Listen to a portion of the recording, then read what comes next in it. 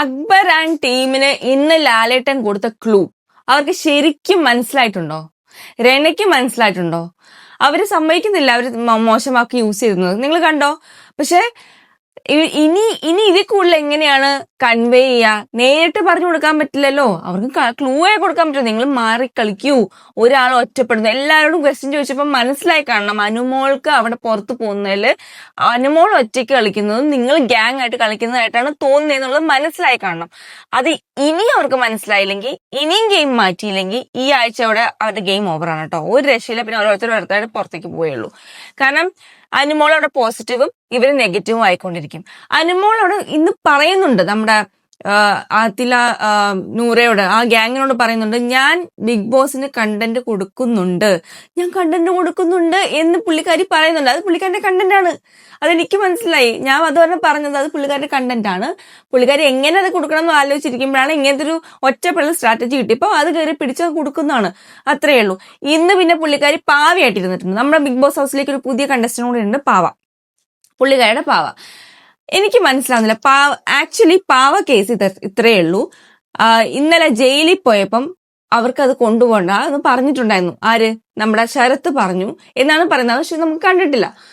പക്ഷെ അനുമോൾ അത് കൊണ്ടുപോയി ജയിലിലേക്ക്.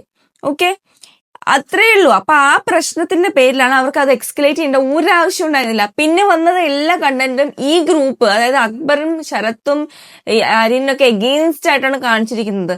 അത് എന്തിനാണ്? ഒരാശം പറഞ്ഞു, ആ വാക്കുകളവിടെ പറഞ്ഞു കഴിഞ്ഞാൽ അത് ക്ലോസ് ചെയ്യുക. പിന്നെ അയാൾ ചെയ്യുന്ന അയാളുടെ ഇഷ്ടം. അനു വന്നിട്ടും കൊണ്ടുപോയി ആ പാവനെ. എനിക്കറിയണ്ട, ഈ പാവ എടുത്ത് കളിക്കുന്ന പ്രായമാണോ അനുവിന്? എനിക്ക് മനസ്സിലാവുന്നില്ല. എന്തോ ആയിക്കോട്ടെ. അപ്പൊ അനുവിന്റെ ഗെയിം ഇനി പാവ ഉണ്ടാവും കേട്ടോ. ഈ ആഴ്ചയും പാവ ഉണ്ടാവും. ആ പാവ എടുത്തോണ്ട് പോകണ്ടാത്ത പാവയുണ്ട്. അപ്പൊ നിങ്ങൾ വോട്ട് ചെയ്യുമ്പോൾ പാവയും കൂടി കൂട്ടിയിട്ട് വോട്ട് ചെയ്യണേ. അത്ര എനിക്ക് പറയാനുള്ളൂ. ഇതെന്താണിത്? എനിക്കത് കണ്ടിട്ട് എനിക്ക് ഒരു ഇൻട്രസ്റ്റ് ഒന്നുമില്ല. ബിഗ് ബോസ് ഷോയില് നിങ്ങൾ കണ്ടസ്റ്റന്റ് കളിക്കുന്ന വരെ ഇനി പാവനെ തൂക്കിയിടുക, പാവനെ ഒളിപ്പിക്കുക, പാവനെ കീറി മുറിക്കുക, ഇതൊക്കെ ആയിരിക്കും ഇനി അടുത്ത ആഴ്ചത്തെ കണ്ടന്റ്. എനിക്ക് തോന്നുന്നു ആ പാവയുടെ കേസ് ഇതുവരെ മാറിയിട്ടില്ല. അനുമോൾ അത് പിന്നെയും കണ്ടിന്യൂ ചെയ്യും, നോക്കിക്കോ. അപ്പം ഇതാണ് മെയിൻ ആയിട്ടുള്ള കാര്യം അവിടെ സംസാരിച്ചത്.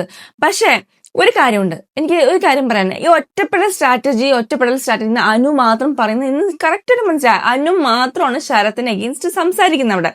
വേറെ ആർക്കും ക്യാപ്റ്റൻസിയിൽ പ്രോബ്ലം ഇല്ല. ശരത്ത് ബാക്കിയുള്ളവരോടും കുഴപ്പമില്ലാന്ന് സംസാരിക്കുന്നുണ്ട്. പക്ഷെ അനുവിന് അത് ഇല്ല. ബാക്കി ആരോടും ചോദിച്ചപ്പോൾ ആരും കൈപൊക്കിയില്ല. അപ്പം ഇതിനെന്താ മനസ്സിലാക്കുന്നത്? അനു ഉണ്ടാക്കുന്ന ഒരു പ്രോബ്ലം ആയിട്ടാണോ അത് വന്നിരിക്കുന്നത്? ആണ്, കുറെ കാര്യം ഉണ്ടാക്കുന്നതാണ്. അനു അവിടെ ഭയങ്കരമായിട്ട് എഗെയിൻസ്റ്റ് പോകുന്നുണ്ട് ശരത്തിനോട്. അവിടെയാണ് പ്രോബ്ലം. പിന്നെ അനു ഉപയോഗിക്കുന്ന ഭാഷ, അതിനെ കുറിച്ച് ലാലേട്ടൻ പറഞ്ഞിട്ടുണ്ട്, അത് ഞാനും പറഞ്ഞിട്ടുണ്ട്. വളരെ മോശമായ ഭാഷയാണ്. അതാണ് അവരെ കൂടുതൽ ട്രിഗർ ചെയ്യുന്നത്. അത് പിന്നെ അക്ബറിനെ കുറിച്ച് പറഞ്ഞിട്ടുണ്ട്. അക്ബർ പാട്ടിലൂടെയാന്ന് പറഞ്ഞിട്ട് കാര്യമില്ല. നമ്മൾ കൺവേ ചെയ്യുന്ന എന്താണോ അതാണ് ഏറ്റവും വലിയ പ്രശ്നം. ഭാഷ കുറച്ച് നന്നാക്കി, പക്ഷെ പറയുന്ന കാര്യങ്ങളും നമ്മുടെ തോട്ട് പ്രോസസ് ഒക്കെ ഉണ്ടല്ലോ, ഒരു നെഗറ്റീവിലേക്ക് പോകുമ്പം ആൾക്കാർക്ക് ഇഷ്ടപ്പെടില്ല. അപ്പൊ അക്ബർ ആൻഡ് ടീമിനുള്ള കാര്യങ്ങളും ലാലേട്ടൻ തുറന്നു പറഞ്ഞിട്ടുണ്ട്. ഇനി അതില നൂറയാണ് ഇപ്പൊ അനുമോളുടെ കൂടെ ഇരിക്കുന്നത് കേട്ടോ. അനുമോളുടെയും ശൈത്യം ഉണ്ട്, പുള്ളിക്കാരി ഉണ്ട്. അപ്പൊ ഇത്രയും പേര്, രേണു ഉണ്ട്, ശരിക്കും പറഞ്ഞാൽ അവരും ഇരിപ്പുണ്ട്. ഒരു ഇത് സപ്പോർട്ട് ചെയ്യാനായിട്ട് അനുമോളുടെ കൂടെ ഉണ്ട്. അപ്പൊ അനുമോൾ ഒറ്റയ്ക്കൊന്നല്ല, ഇവരുണ്ട്, ഉറപ്പാണ്. അപ്പൊ ഇന്ന് ലൈവിലുണ്ടായ വേറൊരു സംഭവം ഉണ്ട്. ശൈത്യയോട് എന്തിനാണ് അനുമോൾ ചൂടായത്? ഇന്നലെ അവര് നമ്മുടെ ശൈത്യയും അക്ബറും കൂടി ഇരുന്ന് സംസാരിച്ചു എന്നോ എന്തൊക്കെയോ കഥ പറഞ്ഞു എന്ന് പറഞ്ഞപ്പം അനുമോൾക്ക് അത് പിടിച്ചില്ല. അനുമോൾ ജയിലിലായിരുന്നല്ലോ, അതെന്തുകൊണ്ട് പിടിച്ചില്ല? അനുമോൾ അവിടെ ഇല്ലല്ലോ. ശൈത്യക്ക് ആരോടെങ്കിലും സംസാരിക്കണ്ടേ? അത് സംസാരിക്കാതിരിക്കാൻ പറ്റില്ല എന്ന് പറയുന്നതിൽ അർത്ഥമുണ്ടോ?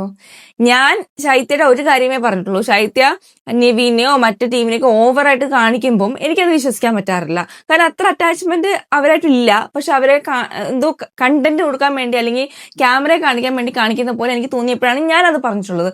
രണ്ട് വഞ്ചിയിൽ കാലുവയ്ക്കും. പക്ഷെ ഇന്നലെ ഉണ്ടായ സംഭവം എന്ന് വെച്ചാൽ പുള്ളിക്കാരിക്ക് ആരോടും സംസാരിക്കണം.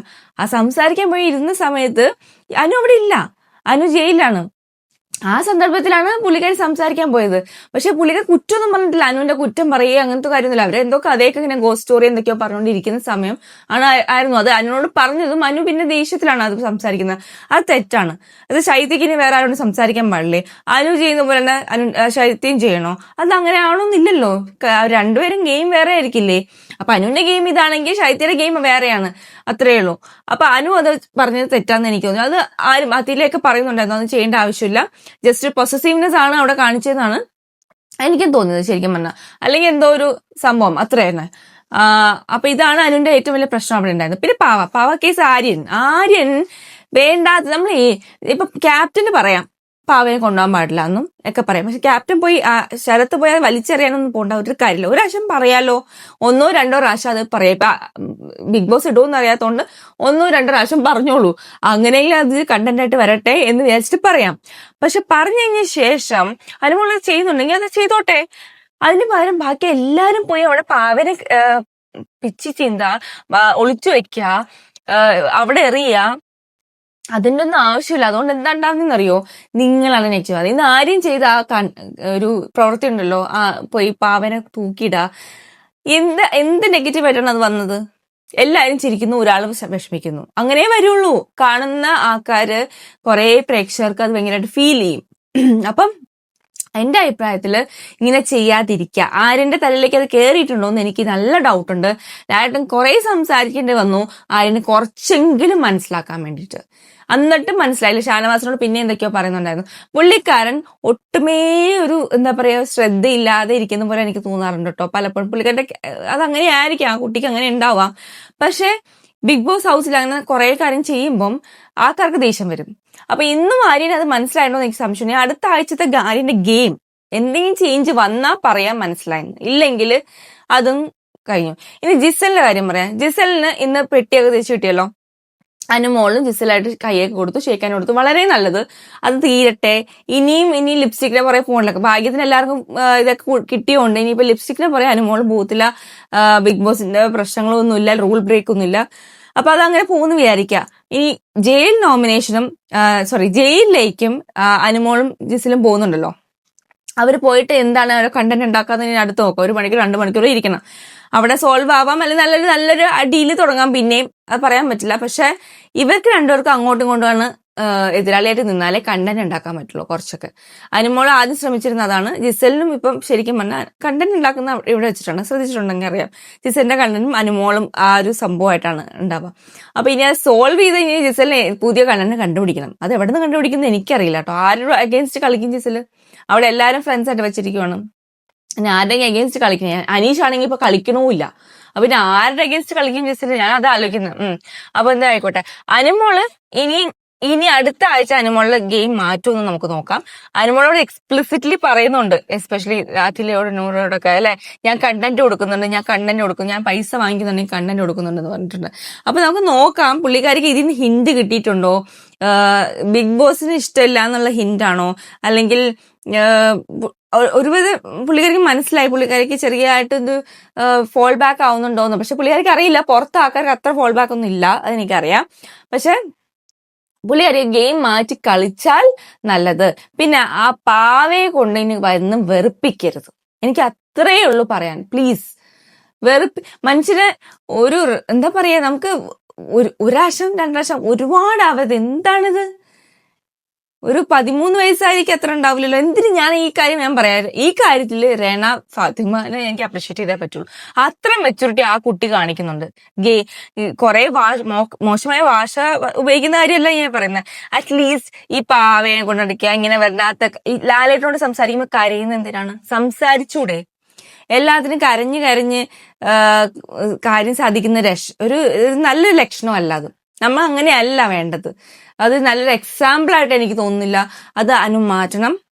ഇവിടെ നിന്ന് പോകുമ്പോഴേക്കും അനു അത് ആ ഒരു പ്രോബ്ലം അനുവിന്റെ മാറട്ടെ എന്ന് ഞാൻ ആഗ്രഹിക്കുന്നു ആക്ച്വലി. അപ്പം ഇത്രയൊക്കെയാണ് മെയിൻ ആയിട്ടുണ്ടായത്. പിന്നെ നോമിനേഷൻ, എല്ലാവരും നോമിനേഷൻ കണ്ടിന്യൂ ചെയ്യും കേട്ടോ. ഇവരെ 2 എക്സ്ട്രാ ഇട്ടിട്ടുണ്ട്. അനുമോളെയും ജിസലിനെയും നോമിനേഷനിൽ എക്സ്ട്രാ ഇട്ടിട്ടുണ്ട്. അപ്പം അത് അടുത്ത ആഴ്ച അവരും കൂടി നോമിനേഷനിൽ വരുന്നുണ്ട്. പക്ഷെ എങ്ങനെ അപ്പൊ വോട്ടിംഗ് റീസ്റ്റാർട്ട് ചെയ്യായിരിക്കും. അപ്പൊ പിന്നെയും ഈ ആഴ്ചത്തെ വോട്ട് കൗണ്ട് ചെയ്യാതെ പുതിയ വോട്ടിംഗിലേക്ക് ഇടും. പക്ഷെ ഇവരൊക്കെ തന്നെയാണ് കണ്ടിന്യൂ. അപ്പൊ ഇവരെ ഈ നോമിനേഷൻ ക്യാൻസൽ ചെയ്യായിരുന്നല്ലോ, പുതിയതായിട്ട് നോമിനേറ്റ് ചെയ്യായിരുന്നല്ലോ. എന്തിനാണ് ആ നോമിനേഷൻ കണ്ടിന്യൂ ചെയ്യുന്നത്? ബാക്കിയുള്ളവരെ നോമിനേറ്റ് വരണം എന്നാണ് എന്റെ ആഗ്രഹം. ഒന്നും വന്നിട്ടില്ല. ഇനിയിപ്പം ആരാണ് ഇനിയിപ്പോ അടുത്ത ആഴ്ച പോകുന്ന അറിയില്ല. ആര്യനൊക്കെ രക്ഷപ്പെട്ട് പോവാന്ന് എനിക്ക് ഡൗട്ട് ഉണ്ടായിരുന്നു ഈ ആഴ്ച. ഭാഗ്യത്തിന് ക്യാൻസൽ ചെയ്തു. സത്യമായിട്ടും അത്രയ്ക്ക് നെഗറ്റീവിലേക്ക് പോവായിരുന്നു അവരുടെ കണ്ടന്റ് മൊത്തം. ശരിക്കും അത് ഗ്രൂപ്പിന്റെ ഇഷ്യൂ അത് പറഞ്ഞിട്ടില്ല ലാലേട്ടൻ ശരിക്കും അല്ലെ. ഗ്രൂപ്പ് പക്ഷെ ഞാൻ പറയാണല്ലോ, ഒരു ഹ്യൂമൻ ആണെങ്കിൽ അല്ലെങ്കിൽ മനുഷ്യനാണെങ്കിൽ ഗ്രൂപ്പ്സ് ഉണ്ടാവും. നമുക്കൊരു ഫ്രണ്ടോ ഒരു അലയൻസോ ഉണ്ടാക്കുന്നതിൽ തെറ്റൊന്നുമില്ല. പക്ഷെ നെഗറ്റീവ് കളിക്കുന്ന ഗ്രൂപ്പുകളാണ് പ്രശ്നം. അത് അവർ ചെയ്തിട്ടുണ്ടെന്നുള്ളത് ലാലേട്ടൻ കൺവേ ചെയ്തിട്ടുണ്ട്. അതുകൊണ്ട് നമുക്ക് നോക്കാം എങ്ങനെ മാറുന്നു എന്ന്. അപ്പൊ ഇത്രയൊക്കെ ഉണ്ടായിരുന്നു, വലിയ ഇതൊന്നുമില്ല. ഇനി അടുത്ത ആഴ്ച ഇനി വരുള്ളൂ എന്നാ പറഞ്ഞത്. അപ്പം കണ്ടിന്യൂ ആയിരിക്കും. ഇന്ന് ലൈവ് ഒക്കെ കണ്ടിന്യൂ എന്നാണ് എഴുതി കാണിച്ചിട്ടുണ്ട്. 10:30ക്ക് ശേഷം, അറിയില്ല, നമുക്ക് നോക്കാം. അപ്പൊ നാളത്തെ എപ്പിസോഡിന്റെ റിവ്യൂ ആയിട്ട് വരുന്നവരെ ബൈ.